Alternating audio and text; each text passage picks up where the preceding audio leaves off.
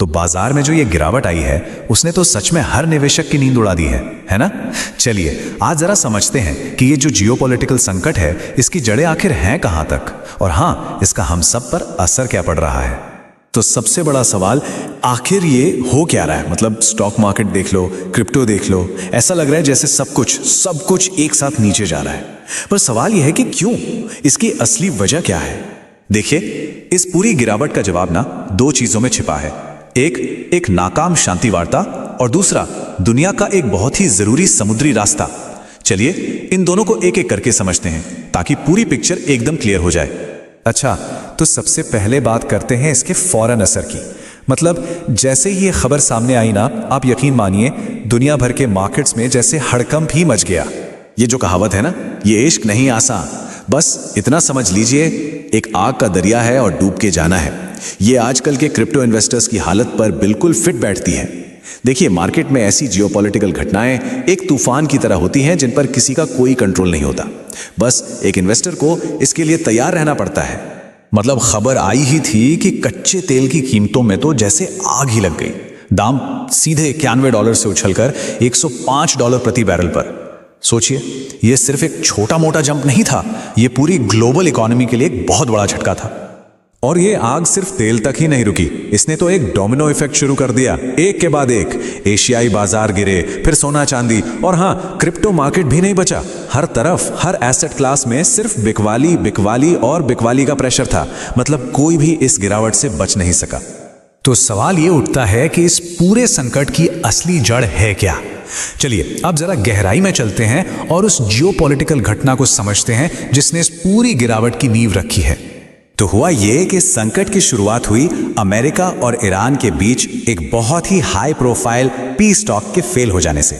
और देखिए, ये कोई छोटी मोटी मीटिंग नहीं थी। इसमें अमेरिका के वाइस प्रेसिडेंट जेडी वैंस और ईरान के विदेश मंत्री जैसे बड़े बड़े लोग शामिल थे। तो जाहिर है, जब ये बातचीत फेल हुई तो ये दुनिया के लिए एक बहुत बड़ी खबर बन गई।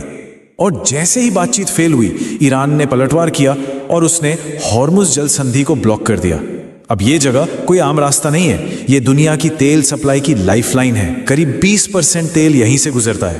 तो इस एक ब्लॉकेड ने सच पूछिए तो ग्लोबल सप्लाई चेन का गला ही घोट दिया और कीमतें तो आसमान छूने लगी। लेकिन रुकिए, ये लड़ाई सिर्फ इस नाकाबंदी तक सीमित नहीं है। नहीं, इसके पीछे एक बहुत ही गहरा इकोनॉमिक संघर्ष छिपा है, जिसे कहते हैं पेट्रो डॉलर की शक्ति। चलिए अब जरा असली खेल को समझते हैं। तो इस पूरे खेल के सेंटर में है पेट्रो डॉलर सिस्टम। अगर आसान भाषा में समझें तो ये एक तरह का अग्रीमेंट है कि पूरी दुनिया में तेल की खरीद फरोख्त सिर्फ और सिर्फ अमेरिकी डॉलर में होगी। और यही वो एक वजह है जो डॉलर को दुनिया की सबसे पावरफुल करेंसी बनाती है। और ये सिस्टम ना एक साइकिल की तरह काम करता है। देखिए, दुनिया के देशों को तेल खरीदना है तो उन्हें डॉलर चाहिए, इससे डॉलर की डिमांड हमेशा बनी रहती है। फिर जो देश तेल बेचकर पैसा कमाते हैं, वो पैसा घूम फिर कर वापस अमेरिकी बॉन्ड्स में इन्वेस्ट हो जाता है और इससे अमेरिकी इकोनॉमी को लगातार एक मजबूती मिलती रहती है। पूरा साइकिल है। तो असली लड़ाई शुरू होती है यहां से। ईरान ने क्या किया, उसने इस पेट्रो डॉलर सिस्टम को सीधा सीधा चैलेंज कर दिया। उसने कहा, हम तेल के बदले में चीनी युआन लेंगे या फिर बिटकॉइन जैसी दूसरी करेंसी भी लेंगे। अब ये कदम अमेरिका के इकोनॉमिक दबदबे पर एक सीधा हमला था और ये बात उन्हें बिल्कुल पसंद नहीं आई। तो इस पूरी जियोपॉलिटिकल उठापटक का उन एसेट्स पर क्या असर पड़ रहा है जिन पर हम सब की नजरें टिकी हैं। चलिए एक नजर डालते हैं। ओके, तो ऐसे माहौल में इन लेवल्स पर नजर रखना बहुत जरूरी हो जाता है। बिटकॉइन के लिए $70,000 का सपोर्ट लेवल बहुत क्रिटिकल है, तो इथेरियम के लिए $2,000। सोने और चांदी के लिए भी जो लेवल दिए गए हैं वो भी काफी अहम है। और हाँ, अगर मार्केट और नीचे जाता है तो ये जो संभावित अवसर स्तर है ना, ये वो लेवल हो सकता है जहां लॉन्ग टर्म इन्वेस्टर्स के लिए एक अच्छा मौका बन सकता है।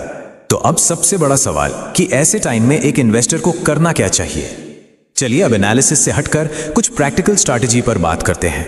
देखिए, सबसे पहली और सबसे जरूरी बात, पैनिक नहीं करना है। घबराहट में कोई भी फैसला लेने से बचना है। हमेशा लॉन्ग टर्म का सोचें। एक बात याद रखिए, जब अच्छी खबर आती है ना, तो मार्केट इतनी तेजी से रिकवर करता है कि शायद हाथ भी ना आए। तो ये जो टाइम है, ये अपने पोर्टफोलियो को दोबारा देखने का है, उसे और मजबूत बनाने का है। और आखिर में एक सवाल जो सोचने पर मजबूर करता है, ऐसे अस्थिर समय में सबसे बड़ा रिस्क क्या है। क्या वो घबराकर सब कुछ बेच देना है या फिर एक बड़े मौके को हाथ से जाने देना है? इसका जवाब तो खैर हर इन्वेस्टर को अपनी रणनीति के हिसाब से खुद ही ढूंढना होगा।